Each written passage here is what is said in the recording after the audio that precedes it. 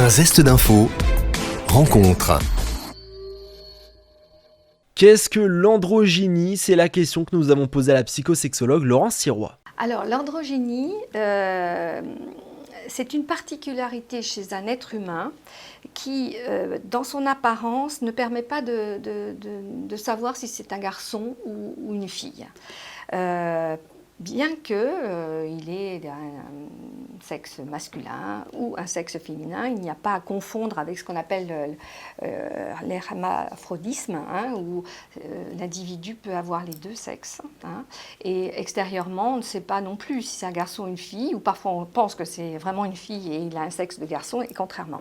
Alors que l'androgynie, non. C'est andro, ça veut dire homme en grec, gynie, femme. Donc on est un peu les deux, mais on a ou le sexe de l'un ou le sexe de l'autre. C'est un moment souvent qu'on remarque pendant l'adolescence.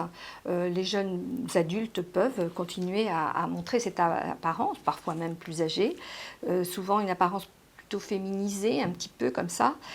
Ça peut être effectivement source d'angoisse, de peur, de complexe, dont il faut aussi parler avec le jeune, qui n'apprécie pas évidemment qu'on lui dise mademoiselle si c'est un monsieur et le contraire.